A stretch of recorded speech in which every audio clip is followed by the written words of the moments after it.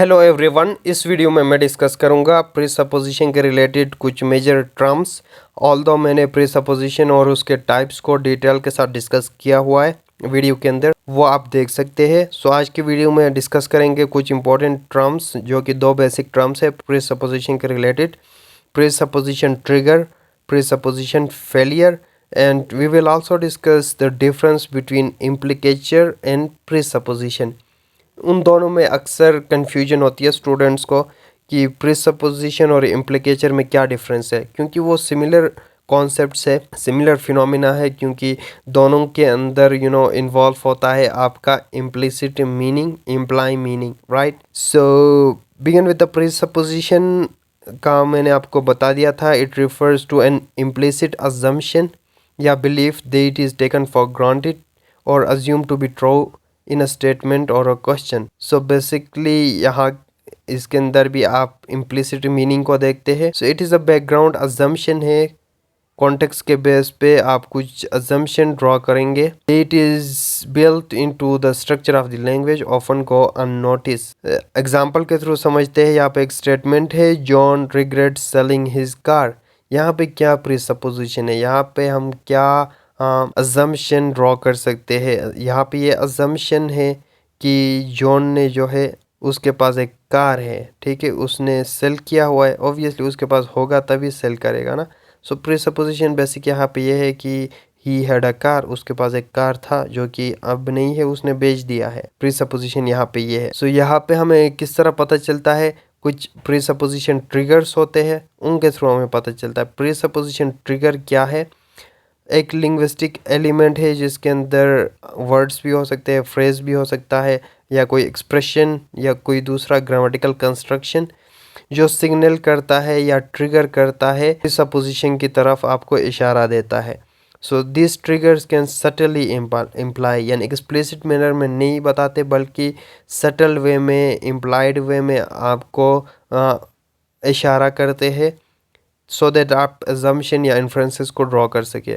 So assume certain information without explicitly stating it. Explicitly state नहीं कर रहा होता है बल्कि हिडन वे में आप कह सकते हो इम्प्लाई कर रहा होता है। एक एग्जांपल देखते हैं, जेन स्टॉप ईटिंग चॉकलेट। यहाँ पे प्रीसपोजिशन ट्रिगर क्या है?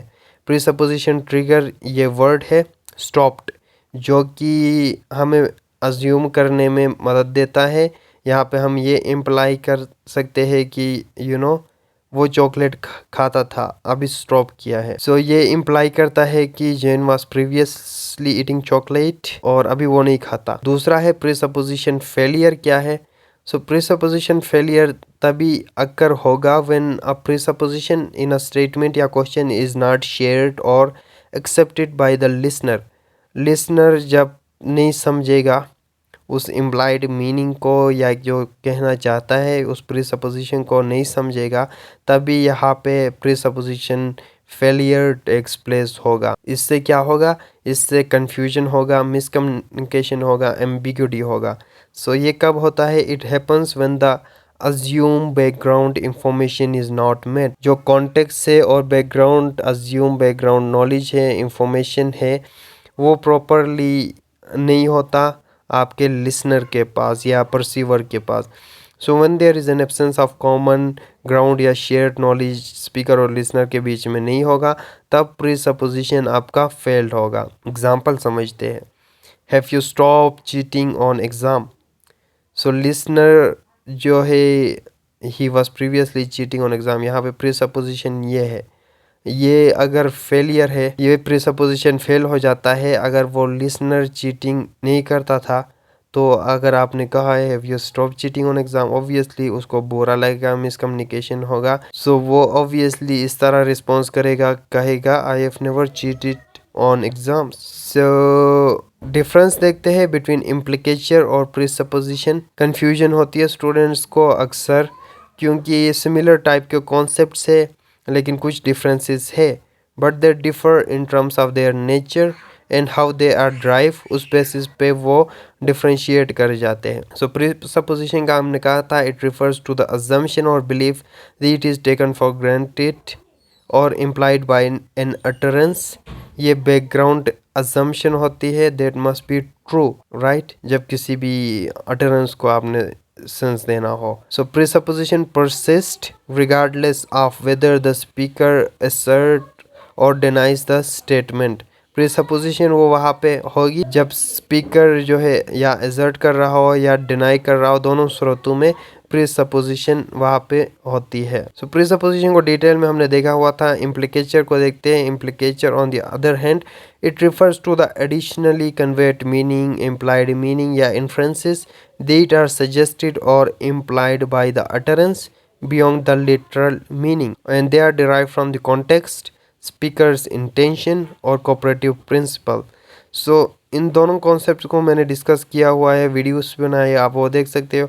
सो बेसिकली कॉमन ग्राउंड्स पे इनके डिफरेंसेस को देखते हैं। वो ये है कि ऑन द बेसिस ऑफ अगर नेचर देखा जाए तो प्रीसपोजिशन बैकग्राउंड अजम्पशंस या बिलीफ होते हैं, जबकि इम्प्लीकेचर्स जो है एडिशनल मीनिंग या इन्फ्रेंसेस होते हैं जिनको आप ड्राइव करते हो कॉन्टेक्स्ट और स्पीकर के इंटेंशन से। परसिस्टेंस की बात करें तो प्रीसपोजिशन वहाँ पे परसिस्ट करता है, होता है हमेशा, regardless of whether the statement containing them is asserted या डिनाइड। जबकि इम्प्लीकेचर क्या होता है, इट कैन बी कैंसल्ड, नहीं होगा, हमेशा परसिस्ट नहीं होगा, ये कैंसल्ड होगा सर्टेन कंडीशंस या वेरिएट करेगा डिपेंडिंग ऑन द कॉन्टेक्स्ट और स्पीकर इंटेंडेड मीनिंग। और सोर्स की बात करें तो प्रीसपोजिशंस अराइज होते हैं due to specific linguistic structures के थ्रू या एक्सप्रेशंस के थ्रू, जबकि implicatures they are drive from the cooperative principles या कॉन्टेक्चुअल फैक्टर्स।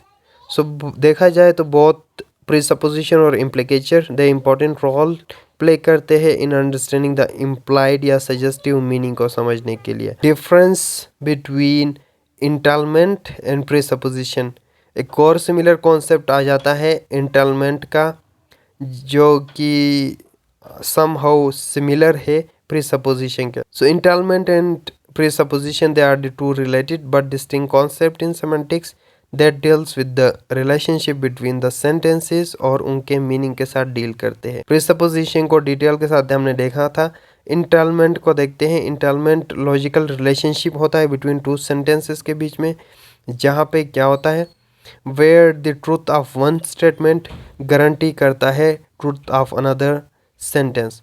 एक सेंटेंस का ट्रूथ दूसरे सेंटेंस का ट्रूथ बन जाए तो उसको हम इंटालमेंट कहेंगे। अगर दूसरे वर्ड्स में, सिंपल वर्ड्स में कहा जाए तो if sentence A entail sentence B, इसका ये मतलब है कि व्हेनेवर सेंटेंस ए ट्रू होगा तो सेंटेंस बी भी ट्रू होना चाहिए। इट्स अ वन वे नहीं बल्कि टू वे रिलेशनशिप है कि एक का ट्रूथ दूसरे का ट्रूथ बन जाता है, जबकि प्रीसपोजिशन वन वे है।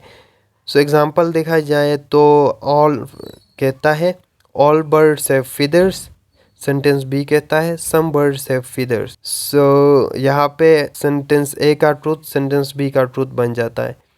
सेंटेंस ए के अंदर ये इंफॉर्मेशन इंटेल है, कॉन्टेन है कि सेंटेंस बी का information because all birds have feathers, यहाँ पे हमने सम का कहा था। सो ये इसी के अंदर ही आ जाता है, इसके अंदर हमने ऑल कहा हुआ है, ऑल बर्ड्स कहा हुआ है। सो प्रीसपोजिशन हमने कहा हुआ था। सो डिफरेंसेस को देखते हैं। डायरेक्शन के बेस पे देखा जाए तो entailment is one way relationship where is the truth of one sentence guarantee करता है ट्रूथ ऑफ अनदर, जबकि presupposition is not a directional, ये डायरेक्शनल, इसके अंदर कोई डायरेक्शनल रिलेशनशिप नहीं है, ये सिंपल अकेले ही मीनिंग आपको कन्वे कर सकता है and it is not affected by negation. और लॉजिकल रिलेशनशिप देखा जाए तो इंटालमेंट जो है लॉजिकल रिलेशनशिप है बेस्ड ऑन ट्रूथ कंडीशन कि एक का सेंटेंस का ट्रूथ बनेगा दूसरे सेंटेंस का ट्रूथ, वाइल प्रीसपोजिशन को देखा जाए तो it deals with the implicit assumption या बैकग्राउंड बिलीफ को देखता है। इम्प्लिसिट और एक्सप्लिसिटनेस की बात की जाए तो entailment can be determine based on the logical meaning of the sentences, जबकि प्रीसपोजिशन के अंदर इम्प्लिसिट वे होता है, जबकि इंटालमेंट के अंदर एक्सप्लिसिट वे में इंफॉर्मेशन कन्वे किया जाता है मीनिंग को। So this is all about difference. Thank you for watching.